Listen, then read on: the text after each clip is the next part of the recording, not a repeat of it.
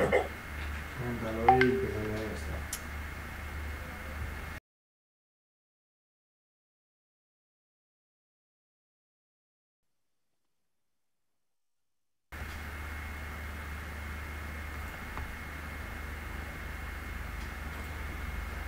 Bien, pues buenas tardes y bienvenidos a una nueva conferencia online de la Asociación de Periodistas de Elche.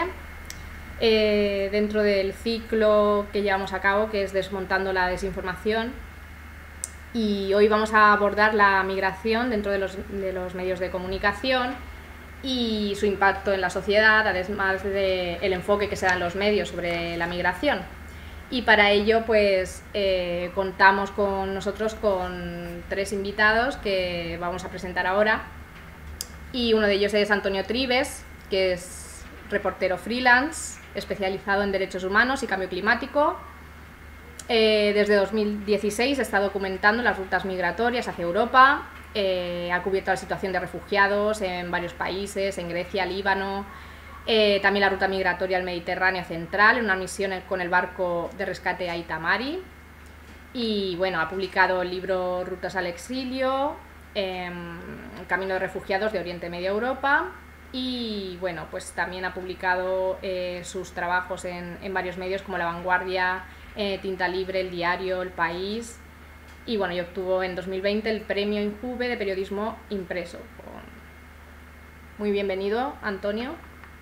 Muchas gracias por la invitación y un placer estar aquí para, bueno, a ver si conseguimos responder a esas preguntas tan necesarias y oportunas, ¿no?, que tenemos que hacernos. Sí, seguro que sí. También tenemos con nosotros a Hanan El Ayadi Ben Abdellah, que es estudiante de grado en trabajo social y está especializada en marketing digital. Forma parte del mundo asociativo desde 2012 y se centra en problemas de carácter social, humanitario, trabajándolas desde una ética profesional y sostenible. Además, desde 2020 es embajadora en España de la Organización Mundial de World Hijab Day y promueve y sensibiliza sobre los derechos de las mujeres musulmanas con hijab en el Estado español y en el contexto europeo. Es cofundadora de Golden Life, que es una marca de moda sostenible con fines sociales, y también es creadora de contenido en Instagram. Bienvenida, Hanan. Muchas gracias por estar con nosotros. Muchas gracias por invitarnos hoy a crear un poco el diálogo y a sacar un poco esas ideas, propuestas que al final es un poco el objetivo. Muy bien, y también tenemos con nosotros a Laura Hernández Catalá, que es licenciada en Publicidad y Relaciones Públicas por la UA. Ha trabajado en diferentes empresas de la provincia y actualmente ha dado un giro a su carrera y comenzó a final de año la Fundación Elche Acoge, donde se encuentra desarrollando pues, sus funciones en el área de comunicación de la entidad. Bienvenida, Laura. Hola, ¿qué tal todos? Encantada de estar aquí. Como han comentado mis compañeros, muchísimas gracias por la invitación y por crear estos espacios que son tan necesarios para poner voz a temas que creo que son de vital importancia tratar. Así que muchísimas gracias. Pues gracias a los 3 y vamos a empezar ya con las preguntas. Vamos a hacer un debate para que los 3 respondáis desde vuestras perspectivas y experiencias a varios temas sobre migración. Y vamos a empezar con una pregunta genérica que es un poco pues para ir concretando cómo es el tratamiento informativo en los medios españoles sobre la migración, sobre todo cuando vemos casos recientes que han ocurrido, como la crisis reciente con Marruecos, cuando vemos que hay agresiones a personas migrantes en varios lugares, pero últimamente estamos viendo como una serie también en Murcia, ayer mismo fue la última agresión, los tratamientos sobre menores no acompañados. ¿Cómo veis que es esa información que se realiza desde los medios de comunicación a nivel del país? Bueno, yo pienso que al final no existe una visión humanitaria en los medios de comunicación cuando se habla de conflictos territoriales como es el caso de España y Marruecos, porque realmente se está reforzando o potenciando, mejor dicho, el conflicto, porque hay unos intereses que cada país pone sobre las mesas y al final como que las medidas que se optan son medidas de presión, en las que siempre acaba siendo la comunidad hispano-árabe o del continente africano la perjudicada. Y es una lucha constante de tener que justificarnos de que eso no tiene que ver con nosotras o no tiene que ver con nosotros, que al final es un régimen, el Magreb, que quiere pues, imponer o intentar promover unas medidas que España no está en sí de acuerdo. Y es lo que pasa, que al final optamos nosotros, la comunidad migrante, de intentar buscar esas voces o esos espacios y nos los tenemos que crear nosotros mismos, porque no nos vemos apoyados en los medios de comunicación, a grosso modo. Y sí que es verdad que como que se crea una amenaza y los primeros planos de los medios de comunicación, desde mi punto de vista, es la amenaza y la criminalización de estas personas, han llegado centenares de miles de personas a las costas de Ceuta, han llegado centenares de miles a las costas mediterráneas, pero no se habla de centenares de miles de personas que fallecen en el Mediterráneo, por ejemplo. Entonces, a grosso modo, yo creo que es eso, que no hay una visión humanitaria en los medios de comunicación cuando se trata de temas tan sensibles como son las personas. Y se convierten en cifras, son personas, se vulneran sus derechos, no se hablan de las violencias que hay en las fronteras. Hablamos de un marco europeo que empezó a mediados de los 80 y realmente lo que se ha conseguido es militarizar las fronteras, en los que se ha aumentado la violencia y sobre todo en el contexto en el que nos encontramos ahora en España, es que ha entrado la extrema derecha de una forma en la que tiene un discurso que gusta a las personas que no tienen la oportunidad de saber realmente qué es la política, o a las personas que están en unas posiciones que no saben si están en la derecha o en la izquierda, están en el centro, y tiene un discurso potente, porque tú cuando criminalizas un colectivo de personas, potencias el odio, potencias el racismo, y eso, un claro ejemplo es el racismo estructural que tenemos actualmente en España, diría yo. Ahora, por ejemplo, Antonio, desde el punto de vista de un periodista.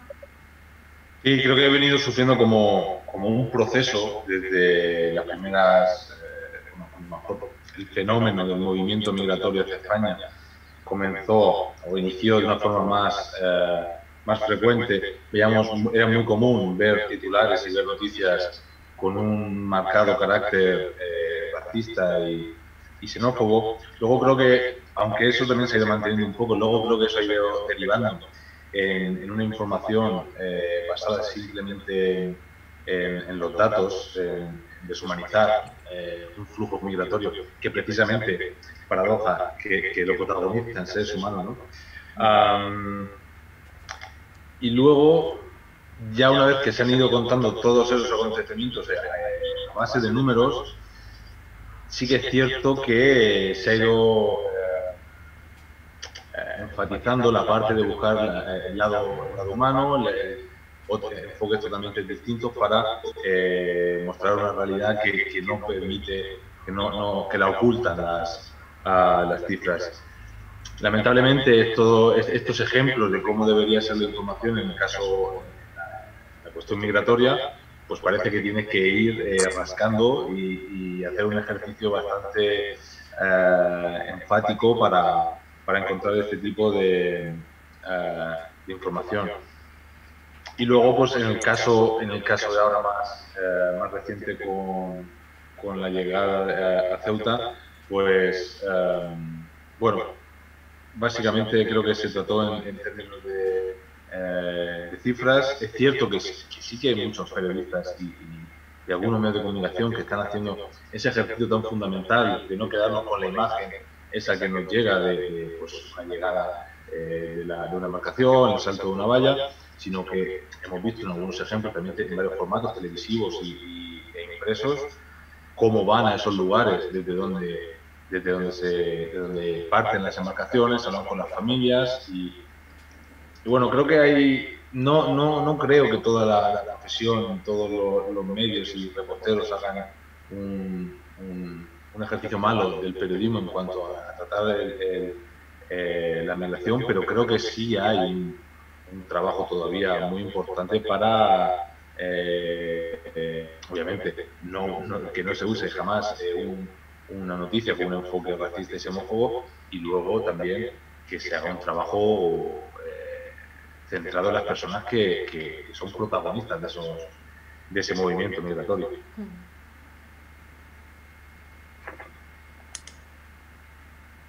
Hola, Sí, Laura. Hola.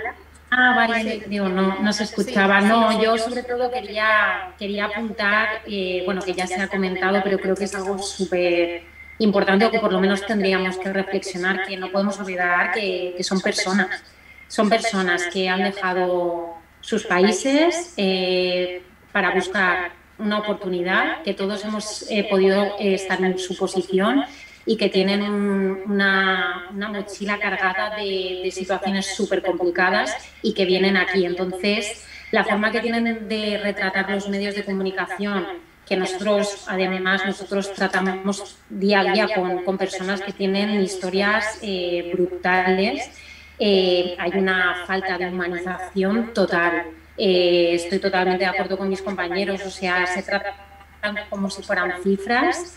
Si te pones a analizar noticias, informaciones, hay muy pocos casos que cuenten historias, o sea, donde hagan participar a las personas, que cuenten su relato. Y bueno, no sé, yo lo veo muy complicado en el sentido de que, a pesar de que se crean espacios de comunicación, nosotros tenemos buena relación sobre todo con los medios locales. Sí que es cierto que al final, con todos los intereses que hay de por medio, al final se transmite una realidad totalmente sesgada a la población. Si nos fijamos a lo mejor en el flujo de información, creo que aquí hay un problema también de corresponsabilidad, es decir, por supuesto que los medios son culpables, por así decirlo, de cómo la sociedad ve o percibe la realidad migratoria.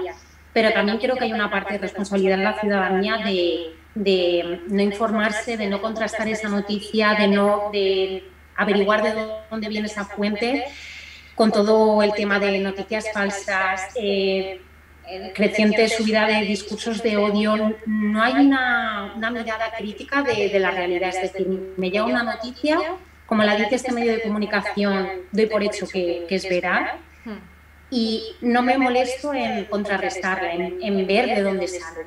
Entonces creo que también ahí hay un problema no solo de los medios, sino que también de un poco del conjunto de la sociedad. Tenemos que hacer un poco reflexión todos y ver de qué manera, cuando nos llega una noticia o cuando vemos, por ejemplo, el caso de Ceuta, o cuando vimos las imágenes de Luna, de qué manera captamos esa realidad y un poco, no sé, plantearnos que no dejan de ser personas, que no son cifras, que tienen una historia detrás, que vienen a reconstruir sus vidas y que tenemos un poco que ponernos en esa posición. Y solo me gustaría apuntar que, bueno, nosotros somos una entidad federada, Red Acoge, y desde 2014 llevamos a cabo un estudio que se llama Inmigracionalismo, que viene de unir migración con sensacionalismo. Y se hace un estudio de diferentes noticias, de diferentes medios a nivel nacional, autonómico y local, para ver ese trato, ¿no? Cómo tratan los medios de comunicación las noticias. Este último año se han analizado más de 3.000 noticias de más de 22 medios a nivel autonómico, nacional y local, y hay una total deshumanización de la información. Se criminaliza, se busca el titular que busca esa viralización de la noticia. Entonces, por eso, no solo me gustaría poner el foco en los medios, sino también un poco en cómo recibimos nosotros esa información y cómo, después de recibirla, cómo queremos mirar. Si queremos creerlo sin contrastar, pues ahí tenemos un problema y creo que todos tendríamos también que reflexionar sobre ello. Sí, después de esta visión global que nos habéis dado los tres, quería también poner un poco sobre la mesa cuáles serían las claves para informar bien sobre personas migrantes y qué es lo que más falla o que se echa en falta, no solo en los medios nacionales o en la información nacional, sino también pues nosotros como una asociación de periodistas de Elche local, pues cómo los medios locales podemos tratar la información pues eso, de forma adecuada. ¿Cuáles veis que pueden ser las claves? Pues desde el punto de vista como vías, ¿no?, para hacer un mejor tratamiento, bueno, pues lo que comentaba antes, el propio titular. No olvidemos que son personas, el vocabulario tiene que ser un vocabulario inclusivo, evitar imágenes estereotipadas. No sé, contar con relatos reales, porque cuando pasa un problema no se acercan y hablan con una persona que ha podido vivir ese problema. Lo ha comentado antes Antonio, es verdad que y gracias a eso sigue habiendo periodismo de calidad y siguen habiendo periodistas que se desplazan, que averiguan, que buscan, que tienen esa inquietud de acercar las historias. Pero eso sería interesante porque a veces, por ejemplo, con nosotros se ponen muchas veces en contacto para conocer ciertos casos, pero no hemos recibido tanto ese feedback de, oye, podemos hablar con algún usuario de Elche Acoge, queremos conocer una historia real de primera mano. Entonces, siempre que te puedas acercar a la historia, creo que eso le da un valor añadido brutal. No sé, creo que es sobre todo tratar de empatizar y de cuidar la información. Es una información sensible, son personas. Evitar el uso del lenguaje discriminatorio, racista.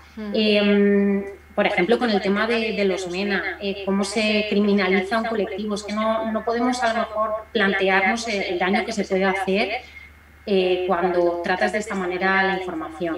Entonces, sobre todo también un poco coeducarnos entre todos. Nosotros, por ejemplo, hace poco lanzamos un servicio nuevo de atención psicosocial y jurídica a personas migrantes LGTBI y todo el equipo nos formamos.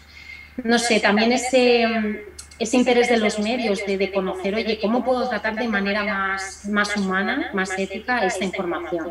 Entonces, bueno, sería a lo mejor unas primeras aproximaciones, ¿no? Es un tema complejo, como he comentado, creo que es algo de todos y bueno, seguro que con pequeños pasos podemos alcanzar un camino mejor, la verdad. Bueno, pues yo creo que también hay desde mi punto de vista, ¿no?, como dos cuestiones, y es cuando se va a hacer alguna cobertura donde trato de puntualizar, porque siempre nos llegan nos quedamos, o es lo que transmite esa imagen impactante. La del momento puede ser de un desembarco, de un naufragio, de un salto, de una agresión. A mí lo que más me llama la atención y lo que trato siempre de preguntarme y buscar esa respuesta es qué es lo que ha tenido que hacer una persona para llegar hasta ese momento en el que estamos viendo ahora mismo. Es decir, que estamos viendo cómo salta la valla, o están en el rescate, o en medio del mar, o acaba de llegar a un puerto. Es preguntaros qué es lo que ha tenido que hacer, qué travesía ha tenido que hacer, y eso ya de partida nos va a dar muchas respuestas a entender por qué están ahí y por qué han llegado hasta ese punto. Y luego también las razones por las que han salido. Esos son en cuanto a los enfoques, ¿no? Luego el lenguaje también es, obviamente, lo que comentaba Laura, es fundamental.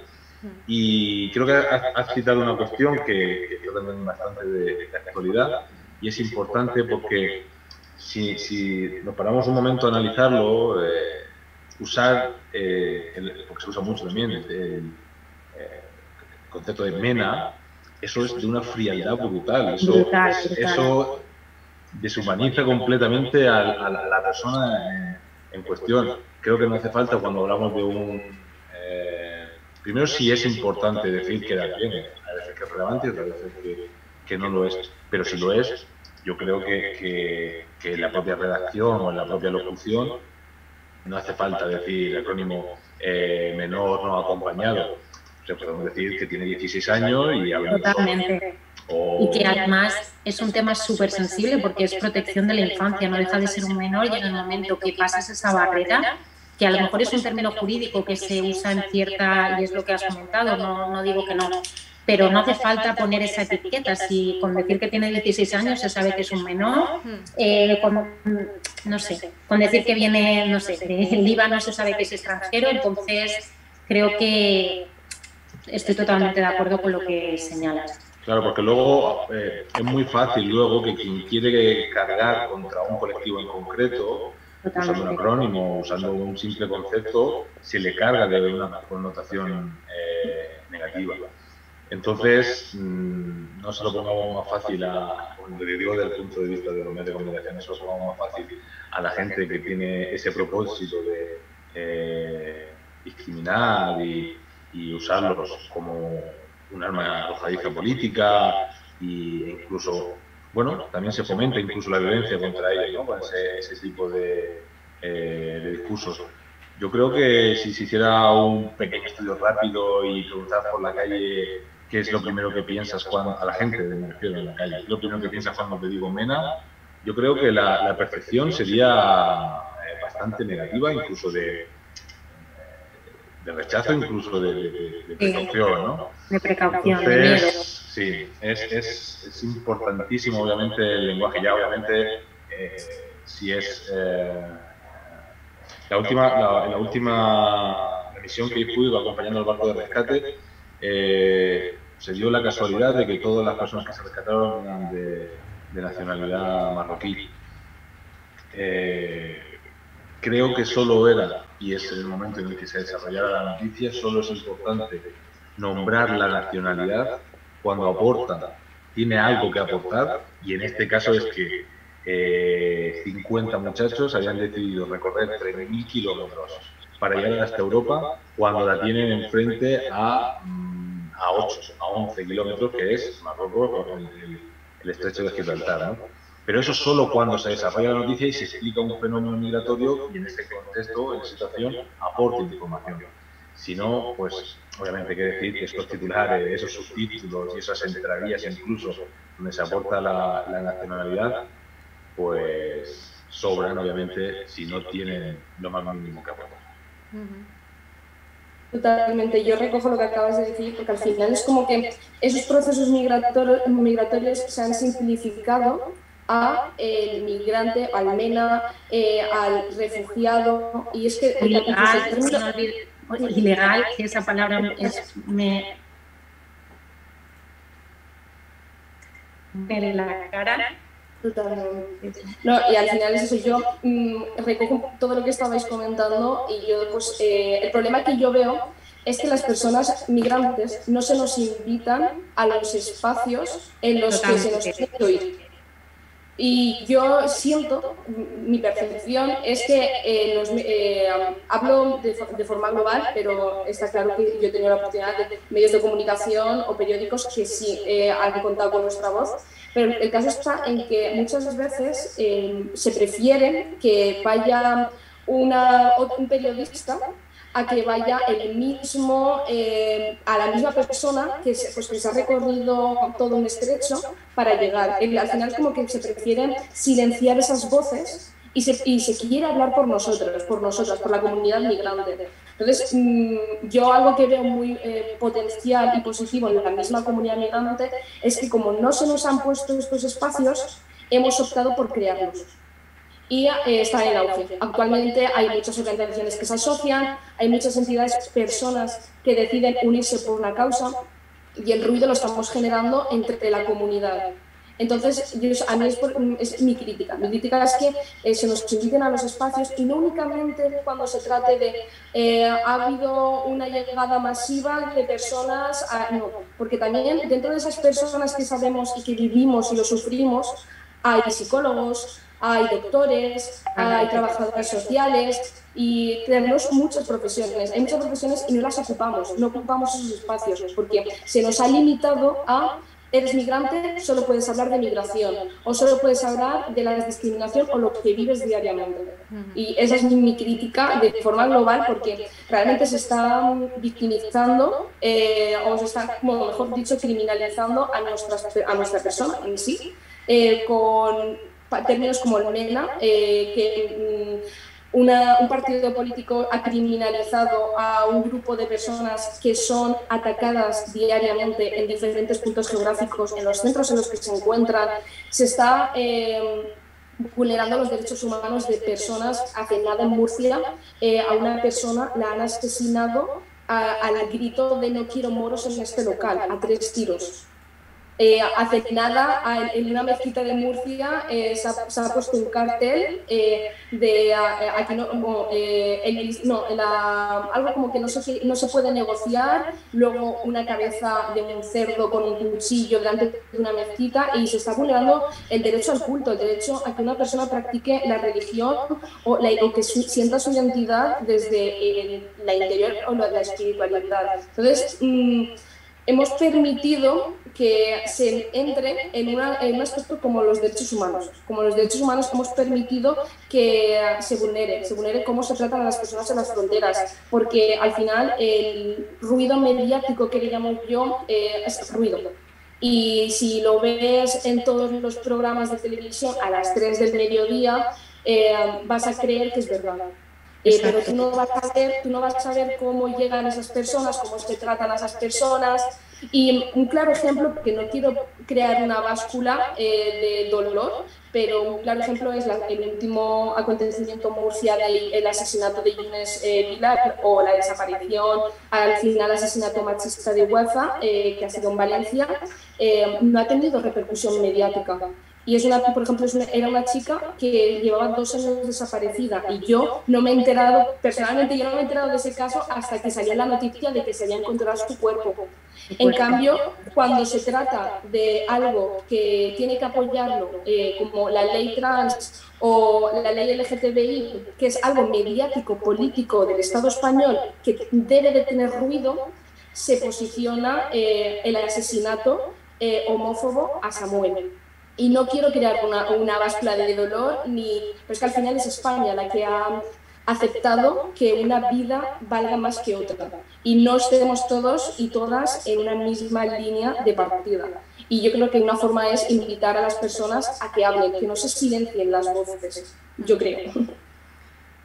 Sí, en este caso, además, a raíz de lo que comentáis, me surge otra cuestión, que es: no sé si es una sensación generalizada, que quizá desde hace unos años para acá, como que la situación en cuanto a la información relacionada con personas migrantes, y también la situación social relacionada con personas migrantes, parece que empeora. Entonces, no sé si es una sensación personal o pensáis que hay una causa detrás, que de verdad pues desde las políticas europeas, desde las políticas en España, desde los medios de comunicación, ha ido también un poco en declive. No lo sé si tenéis esa sensación o pensáis que es algo estructural. Yo creo que está muy relacionado con, bueno, el creciente discurso de la extrema derecha, pero no aquí en España, en toda Europa.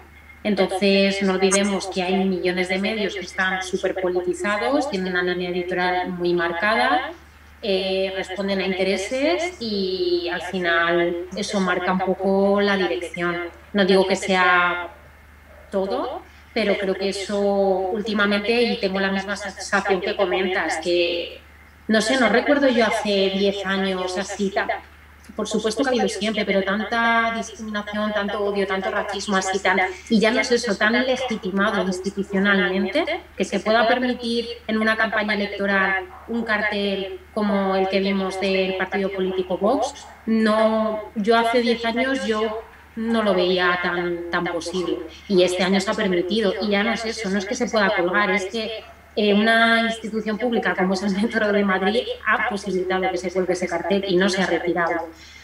No sé, yo creo que tiene que ver que una parte de la extrema derecha, del avance de la extrema derecha, creo que ha incidido bastante en los discursos de los medios.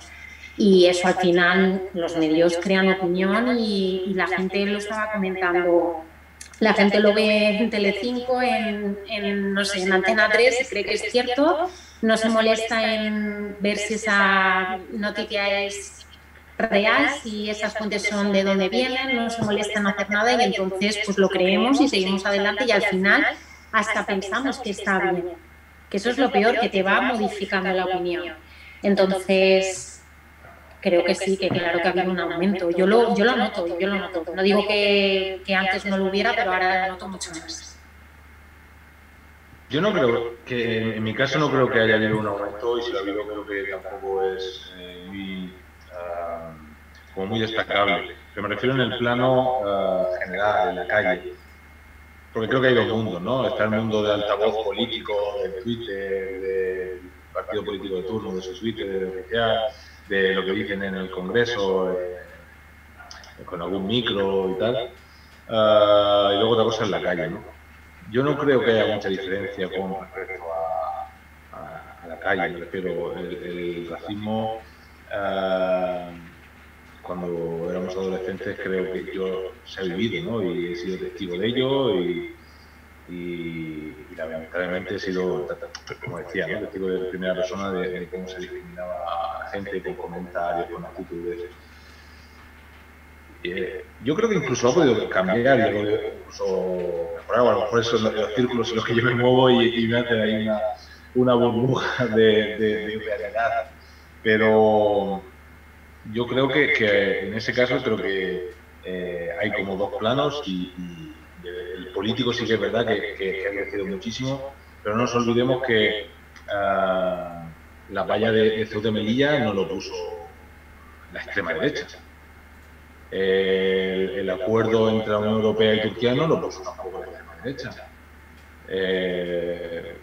El acuerdo entre Italia y Libia tampoco. Puede haber alguna connotación por ahí de extrema derecha y tal, pero me refiero como gobiernos genéricos, ¿no? Y con su base.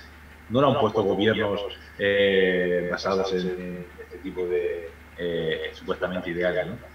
Entonces, es que creo que es muy fácil también arrojar la culpa a un partido en concreto y vamos a abrir más la mirada, ¿no? Y hacer ese pequeño retrotraernos a esos momentos claves y quién gobernaba, por ejemplo, en España, o quién ha gobernado en Europa y en los países del sur, para ver cómo se han adoptado esas medidas. El ejemplo más claro es la valla Ceuta y Melilla.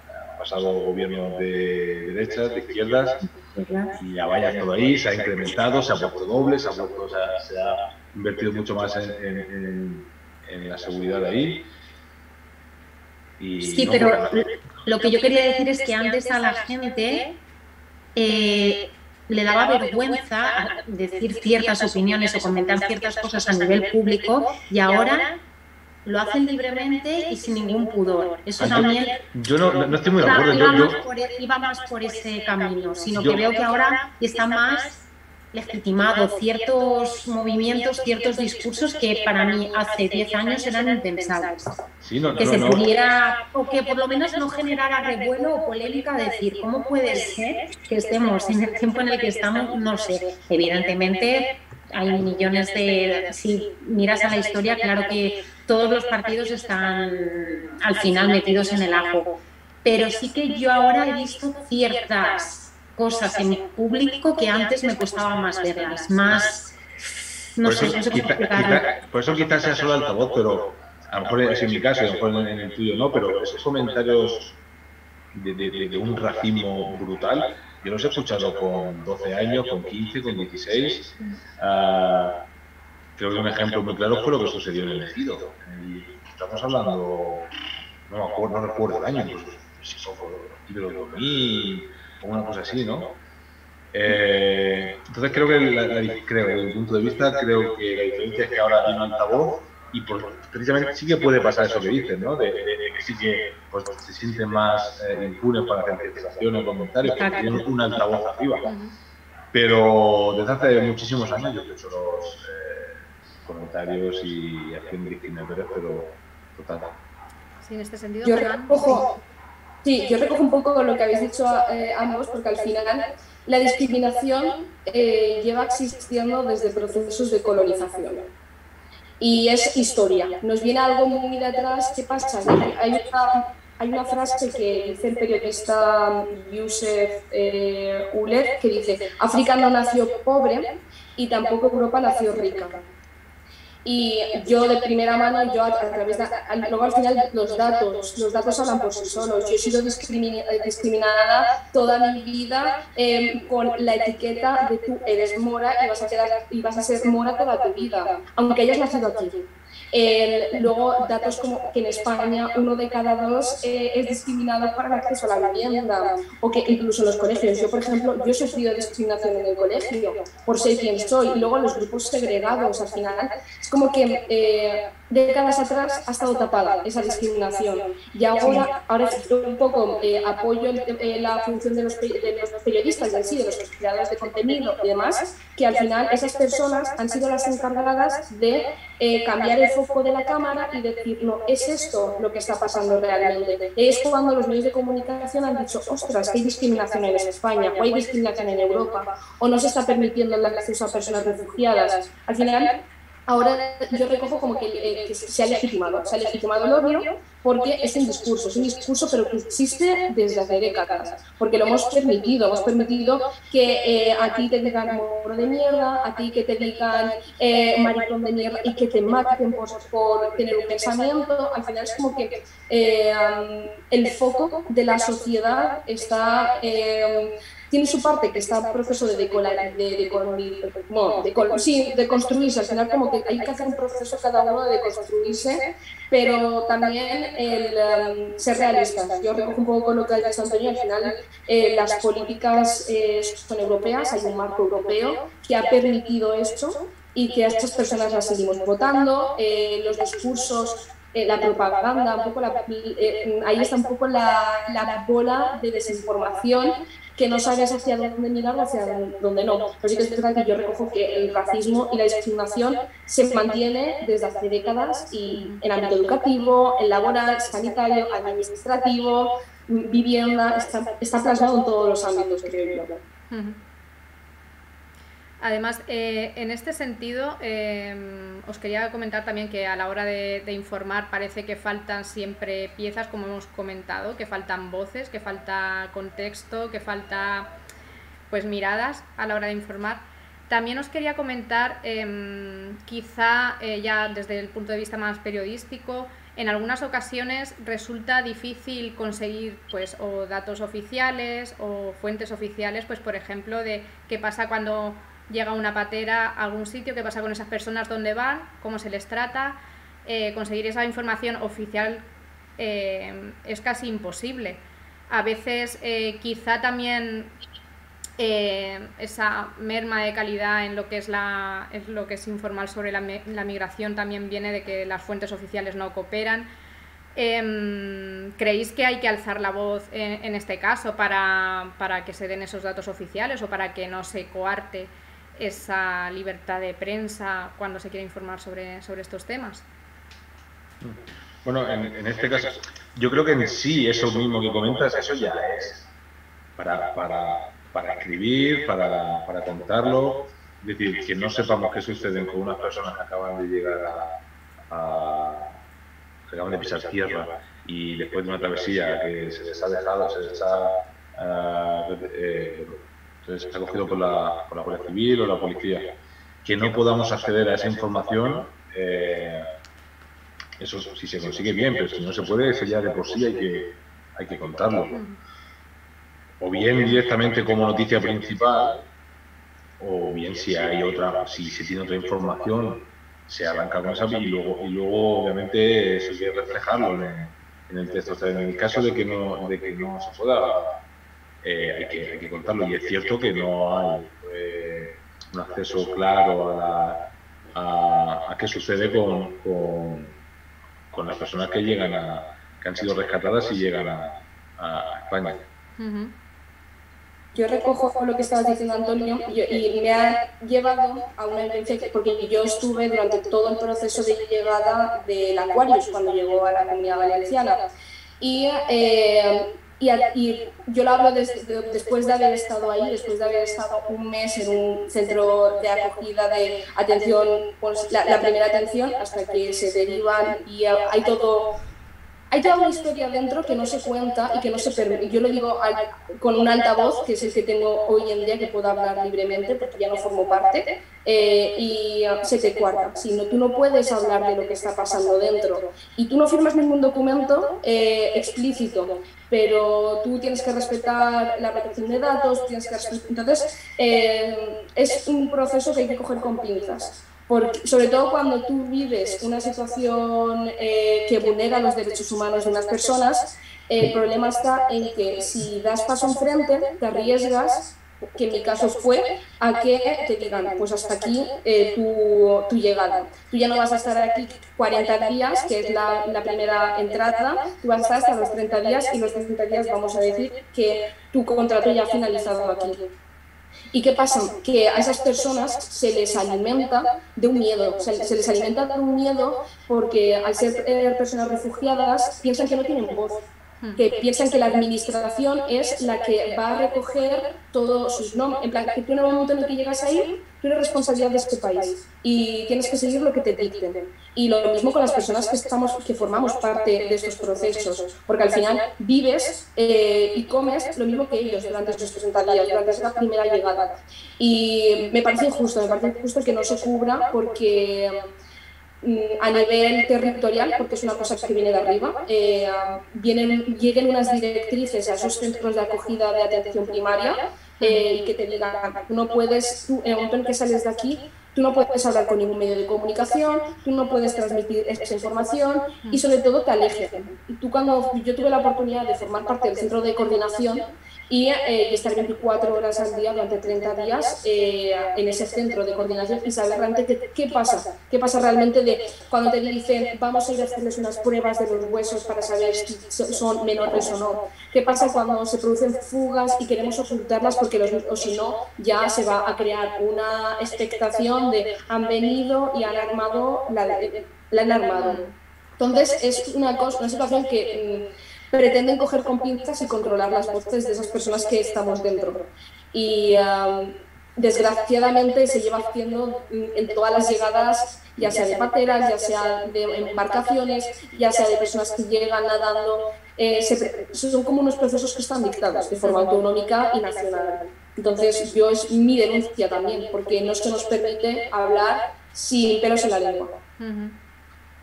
Sí, totalmente de acuerdo, porque a nosotros nos pasa, nosotros somos centro de refugio y luego cuando tenemos que hacer la intervención directa con las psicólogas, con todo el equipo técnico, cuesta muchísimo porque vienen con muchísimo miedo de contar, aparte te dicen explícitamente que no pueden revelar ciertos datos, que no pueden dar ciertas informaciones y eso al final a ellos les crea una situación de estrés, de miedo, de me van a... No sabes exactamente lo que piensan que les va a pasar, si los van no sé, si van a volver a su país, si van a estar en la calle. Entonces es totalmente denunciable y era un poco lo que decíamos al principio. Si la noticia la contamos desde una persona que no lo está viviendo, nunca va a aportar el valor y la realidad de la persona que lo está sufriendo. Entonces es necesario que haya un cambio, por supuesto que sí. Y bueno, ahora para ir concluyendo, porque llegamos más o menos al tiempo, a la hora, quería haceros una pregunta individual a cada uno de vosotros. En este caso, Antonio, saber si has notado diferencias entre trabajar o escribir para grandes medios, pues a nivel español, medios y luego con medios locales para tratar estos temas. ¿Ves que hay diferencias entre escribir para determinados medios? Y si existe sí, cuáles son las diferencias principales a la hora de tratar estos temas. Pues no recuerdo si grandes diferencias que me haya tenido que enfrentar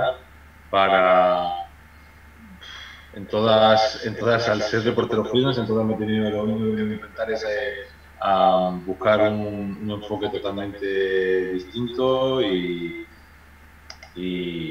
porque en esto del reporterismo, de ser freelance, autónomo, y querer contar una situación que pasa desde hace unos años y pasas a diario, que supuestamente ya se ha contado, pues es una batalla doble. Es intentar colocar temas de migración y luego, para poder colocarlos, tienes que mostrar un enfoque bastante distinto a lo que se ha hecho hasta ahora.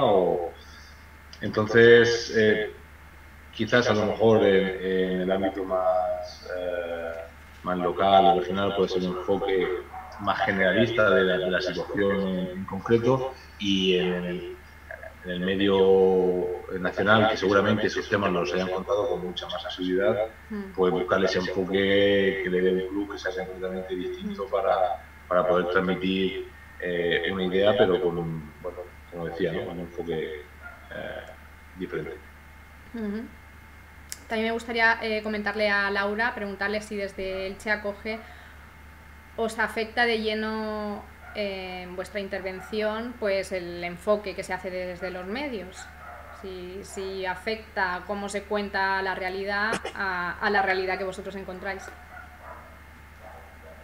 Nosotros tenemos la suerte de tener una relación bastante buena sobre todo con medios locales, que son con los que solemos trabajar así de manera más frecuente. Pero sí que es cierto que evidentemente nosotros, a pesar de que nuestro trabajo es a nivel local, no podemos tener esa mirada local, sino que tenemos una mirada global.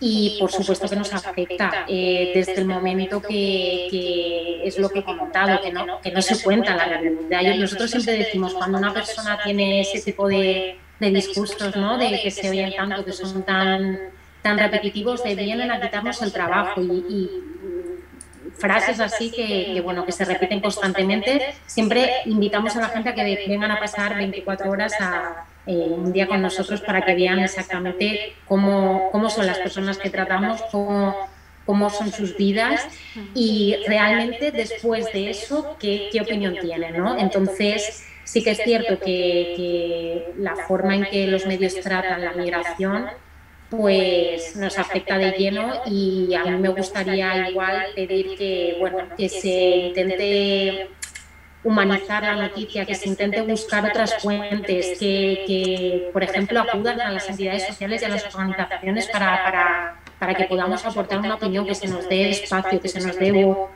Entonces, de esa manera creo que se podrá acercar la realidad. Es cierto que es una realidad, no podemos mirar a otro lado, es decir, la realidad migratoria está, y el que la quiera negar no tiene cabida aquí. Y es súper importante que hagamos un poco esa reflexión que yo pedí al principio. Cuando leamos una noticia, por favor, asegurémonos de dónde viene la fuente, cómo han tratado ese titular, qué tipo de lenguaje ha usado, qué manera tiene el periodista de contar esa historia. Y a nivel, pues, estamos intentando siempre avanzar, pero sí que es cierto que muchas veces la cobertura mediática no nos ayuda. Pero bueno, nosotros seguimos paso a paso desde el área de incidencia política, un poco intentando cambiar las cosas, y sobre todo un poco también educando, ¿no?, o proporcionando información, que a veces es cuestión de informarse y de preguntar. Entonces nosotros siempre estamos con las puertas abiertas a los medios de comunicación para que, si quieren conocer un caso real, si quieren conocer un procedimiento, cómo se da protección internacional, cómo es nuestros alojamientos, nuestros recursos de alojamiento temporal, estamos a su entera disposición, y que puedan conocer una realidad que es real y que es verdad. Y bueno, por último, Hanan, te quería preguntar a ti, pues, desde el tejido asociativo de la ciudad, no sé si tenéis recomendaciones pues para la prensa, tanto local como generalista, pues para tratar temas sobre la migración y bueno, pues desde vuestra experiencia.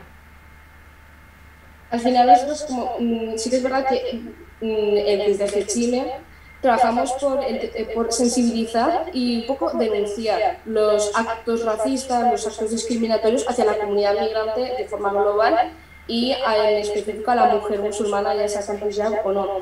Pero sí que es verdad que cuando se nos invitan a espacios en los que pues, se quiere conocer la visión de una mujer musulmana, se estigmatiza, porque a lo mejor falta un poco el trabajo de deconstruir qué es la imagen de una mujer musulmana con hijab en el contexto español y sí que hay veces que se opta por deducir o por afirmar que tú vives de esta forma y haces esto en tu día a día.